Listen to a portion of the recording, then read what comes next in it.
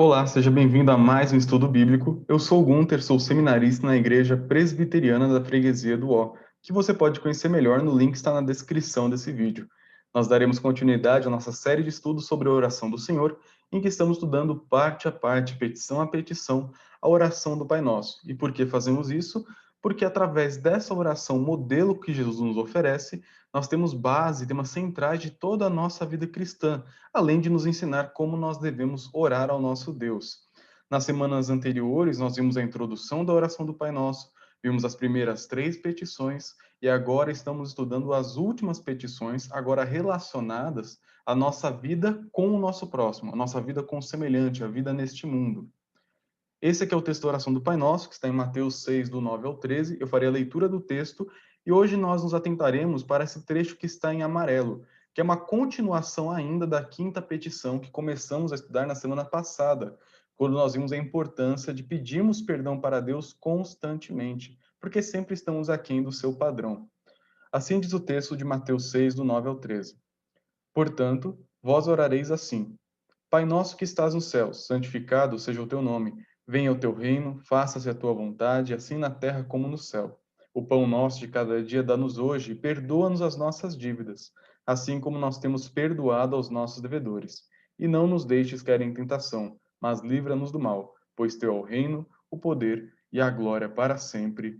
Amém.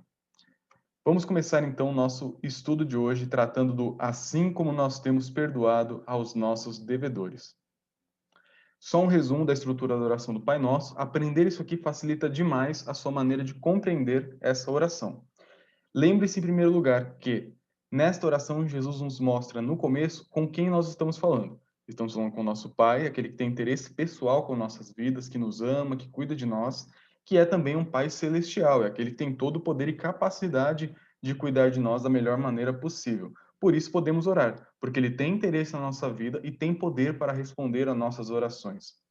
Na primeira parte da oração do Pai Nosso, nós vemos as três primeiras petições que tratam do ser de Deus, em que nós pedimos que o nome de Deus seja santificado, que o reino dele seja manifesto, expandido nessa terra e que a vontade dele seja realizada.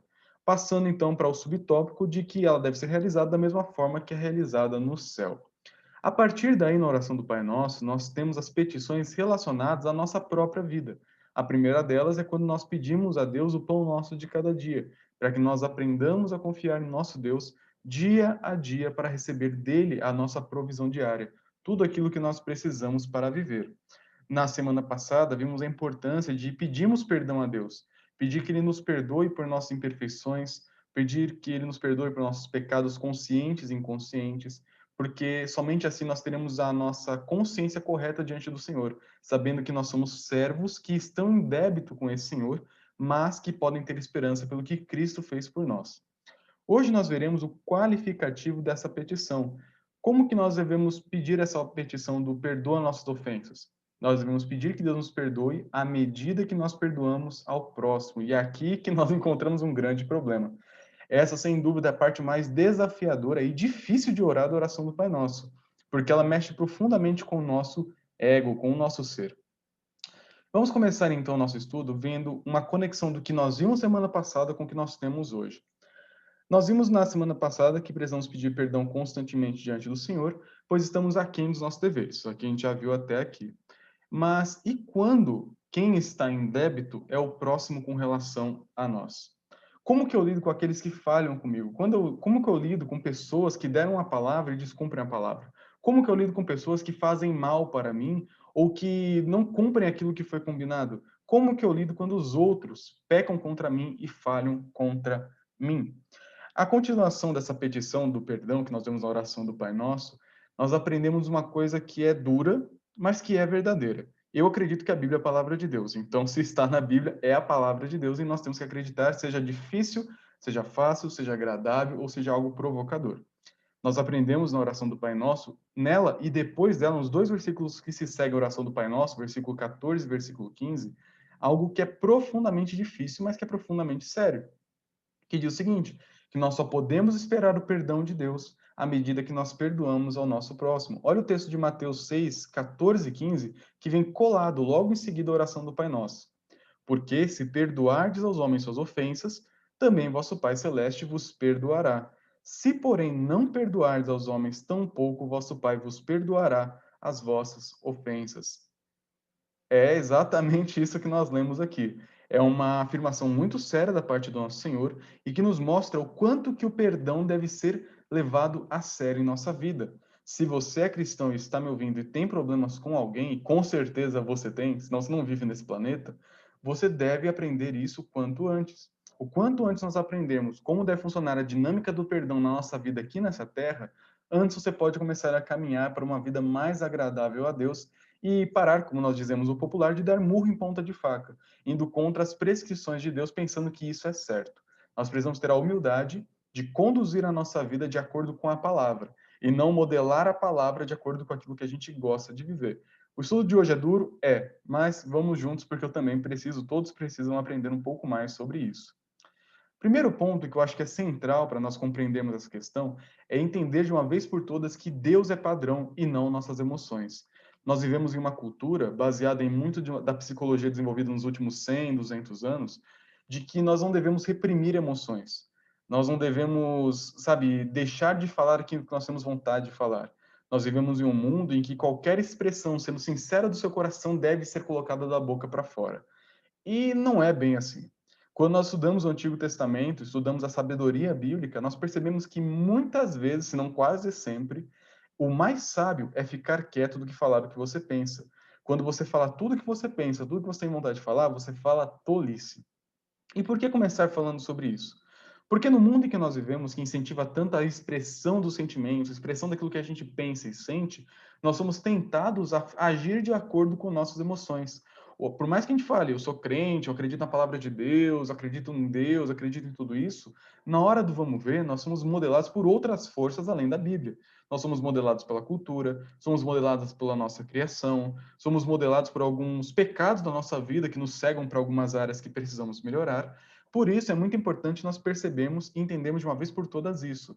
Deus é padrão de tudo em nossa vida. Tá certo, na Bíblia tem alguns assuntos que a Bíblia não vai falar diretamente, mas até mesmo para aquilo que a Bíblia não fala diretamente, ela serve de princípio para nós nortearmos a nossa decisão e maneira de enxergar para o mundo. Deus é referencial de tudo. Toda a criação, tudo que existe é teorreferente. Tudo existe em função de Deus, em relação a Deus e para Deus, porque por ele, por meio dele e para ele são todas as coisas. Portanto, suas emoções também devem ser vividas para a glória de Deus. Os nossos relacionamentos devem ser vividos dessa forma. Por isso, a maneira como pedimos perdão e perdoamos o outro também deve seguir um padrão bíblico e não um padrão baseado na nossa psicologia secular, baseado em vários autores e pensadores do nosso tempo que não estão compromissados com a Escritura. Então vamos lá. Por que que nós devemos perdoar? Em primeiro e no primeiríssimo lugar, porque Deus nos perdoou. Ponto. Olha o que Paulo diz em Romanos 9, do versículo 6 ao versículo 9. Quando estávamos completamente desamparados, Cristo veio na hora certa e morreu por nós pecadores. É pouco provável que alguém morresse por um justo, embora talvez se dispusesse a morrer por uma pessoa boa. Mas Deus nos prova seu grande amor ao enviar Cristo para morrer por nós, quando ainda éramos pecadores. E uma vez que fomos declarados justos por seu sangue, certamente seremos salvos da ira de Deus por meio dele. Em poucas palavras, para o nosso propósito de hoje, o que nós podemos aprender com essa passagem é que nós não prestamos. É interessante a certa ironia gentil de Paulo aqui.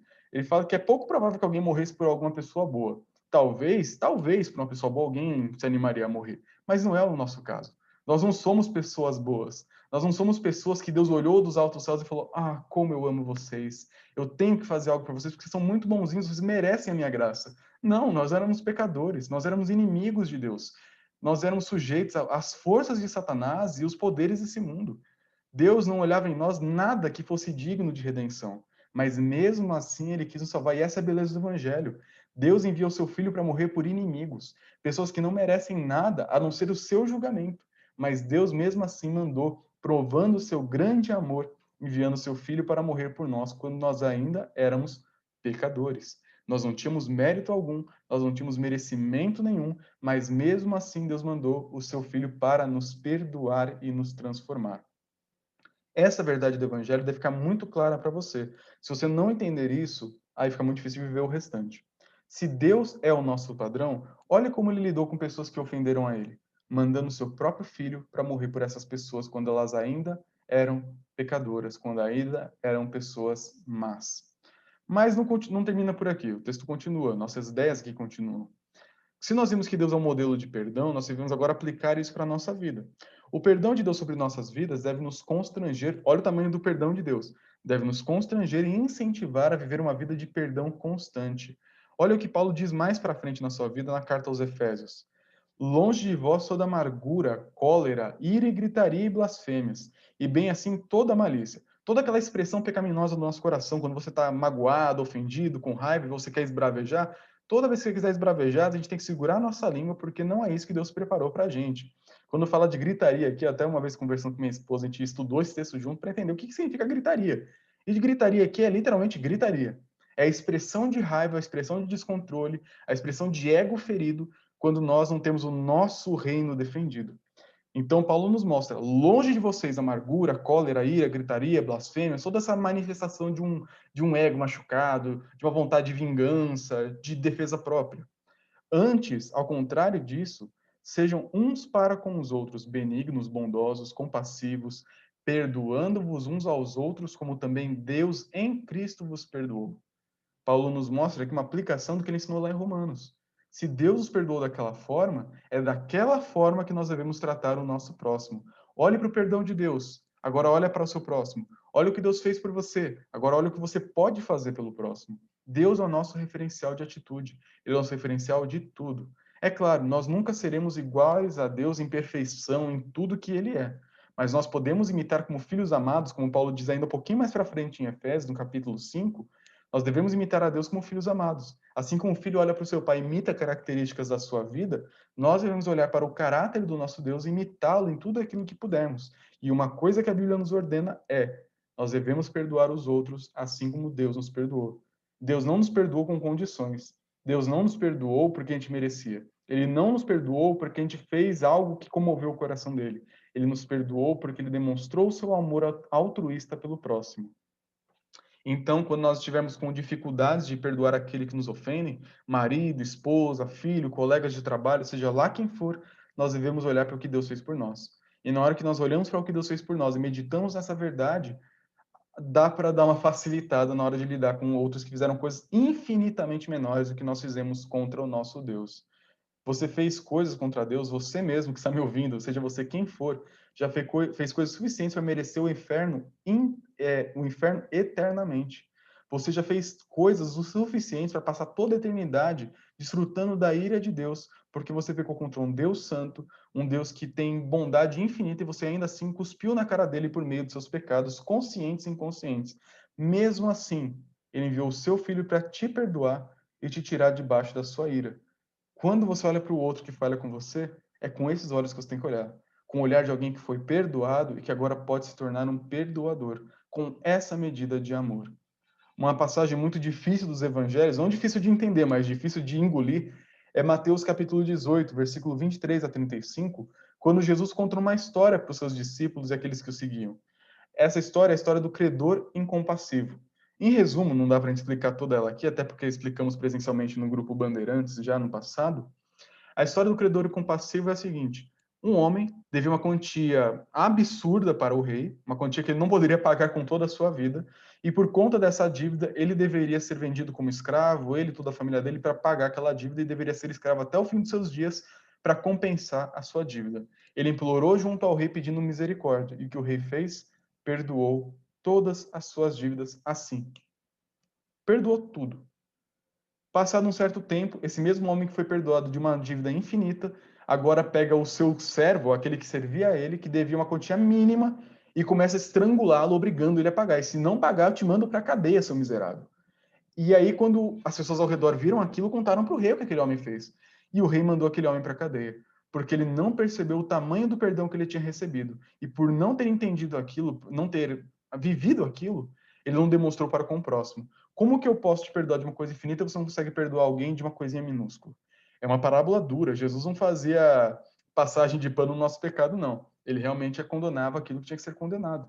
O nosso pecado, assim como o daquele credor incompassivo, nos cega.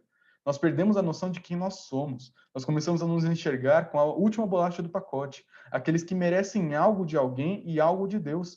Nós não merecemos nada, muito menos a parte de Deus. Na verdade, de Deus a gente merecia uma coisa, que é a ira, o inferno, mas mesmo assim ele nos amou e nos perdoou. Nós temos que parar de nos enxergar no espelho como aqueles que merecem algo de alguém. Você não merece nada de ninguém. Se você merece alguma coisa, é por questão de leis sociais, como, por exemplo, as autoridades civis, devemos respeitá-las. Mas a autoridade civil não vai chegar apontando o dedo para a gente e falar assim, você deve me respeitar. Não, nós devemos respeitar pela lei, mas não porque a pessoa merece em si só. Um marido merece respeito da sua esposa, os pais merecem respeito dos filhos. Mas na hora que você chega lá e começa a exigir, o negócio parece que não funciona muito bem. Nós precisamos aprender a não nos enxergar como vítimas da situação. Nós não devemos olhar para as outras pessoas como pessoas que nos devem algo. As pessoas que estão ao nosso redor estão lá para serem servidas. Pessoas que estão ao nosso redor estão lá para serem amadas.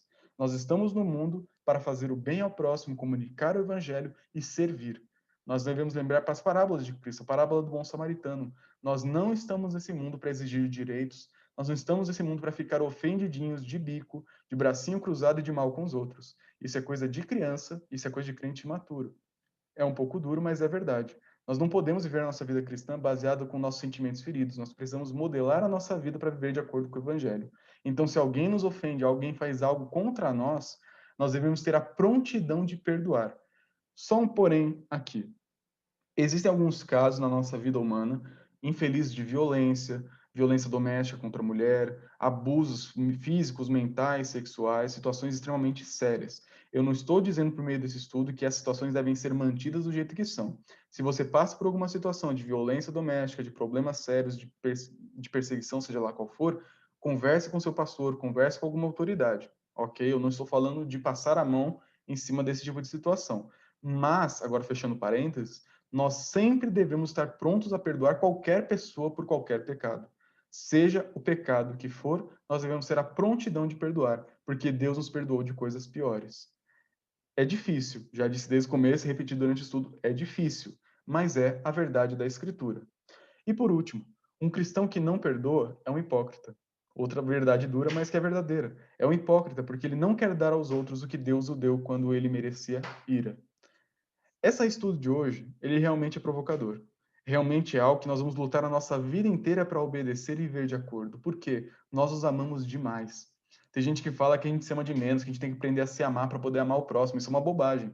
Porque pela Escritura nós já percebemos que nós os amamos demais. Todos os pecados que acontecem, como o próprio Tiago nos mostra, é porque nós queremos defender o nosso próprio reino. Nós queremos defender a nossa honra, queremos defender o nosso mérito, e nós temos que aprender a viver de maneira abnegada, de maneira semelhante à vida que Cristo viveu nessa terra. Ele não chegou aqui falando, gente, eu sou Deus, me respeita e faz o que eu estou mandando. Ele chegou aqui nessa terra e lavou os pés dos discípulos. Nós devemos estar nesse mundo para viver como Cristo viveu, em obediência, em sujeição à lei de Deus e também em serviço ao próximo. Por isso, não siga as suas emoções, não siga os seus sentimentos, não siga a sua cultura, não siga aquilo que você aprendeu a seguir, talvez até mesmo por pessoas boas. Aprenda a viver de acordo com a palavra. Aprenda a viver de acordo com o perdão pronto a ser oferecido a todo aquele que te ofendeu e pede perdão de volta. Você deve ter pronto na sua língua doses abundantes de perdão, assim como Deus teve na boca dele para derramar sobre a sua vida em Cristo Jesus. Há esperança para nós. Antes de partirmos para as nossas aplicações, é bom que você saiba o seguinte: se você tem falhado nisso, lembra do estudo da semana passada. Nós sempre estamos em débito. Nós sempre temos questões na vida que precisamos pedir perdão. E essa é uma delas. Quando nós não pedimos perdão, precisamos pedir perdão ao Senhor. Quando nós falhamos em perdoar ao próximo, precisamos pedir perdão novamente ao Senhor para que Ele nos capacite a perdoar e viver de acordo com a palavra dele. Porque Ele é o nosso padrão e Ele é a fonte de toda a graça. Para terminar, 3 breves aplicações. Primeiro, para você refletir. Reflita sobre como você tem vivido os seus relacionamentos com seu marido, esposa, filhos, pais, colegas de trabalho, colegas de empresa, seja lá onde for. Você tem vivido como alguém pronto a perdoar ou alguém que nega a graça? Alguém que nega perdão? Nós devemos ter essa prontidão. Não é que você deve perdoar todo mundo que faz algo contra você se a pessoa não está arrependida. Nós só podemos perdoar quem está arrependido, mas nós devemos estar sempre prontos a oferecer perdão quando alguém se arrepende e vem até nós pedindo misericórdia. Nós não podemos ser aquela pessoa que fica lá murmurando com raiva, lembrando de erros do passado, juntando de uma pilha de chumbo para jogar na cabeça da pessoa e matar ela com aquela culpa toda. Nós devemos estar juntando graça, graça, graça e mais graça para derramar sobre a vida daquela pessoa quando ela se conscientizar dos seus pecados. Em segundo lugar, perdoar não é opcional. Deus nos perdoou de tudo e manda que a gente faça o mesmo. Isso fica bem claro na Escritura, isso fica claro com o que nós estudamos hoje, e nós não podemos negociar essa verdade do Evangelho. E por último, nós precisamos reconhecer diariamente a misericórdia de Deus sobre nossas vidas e o tamanho da sua graça para não agirmos em defesa do nosso reino. Quanto mais nós contemplamos a glória de Deus, quanto mais nós conhecemos quem Deus é, mais nós ficamos constrangidos em pensar em defender algum reininho nosso particular. Nós precisamos aprender a lutar por aquilo que realmente vale a pena, o reino de Deus. Nós precisamos aprender a lutar pela única honra que deve ser preservada, que é a honra do Senhor. Então, quanto mais conhecemos ao Senhor, mais nós esquecemos de nós mesmos. E essa verdade é libertadora. Caso você tenha ficado com alguma dúvida, algum comentário, alguma questão que eu falei que precisa de maior explicação, escreva aqui nos comentários. Caso você tenha dúvida e eu puder te ajudar de alguma forma, estou à disposição. Comente aqui no YouTube caso tenha alguma dessas questões e te espero no nosso próximo estudo. Que Deus te abençoe muito e te guarde debaixo da sua poderosa mão.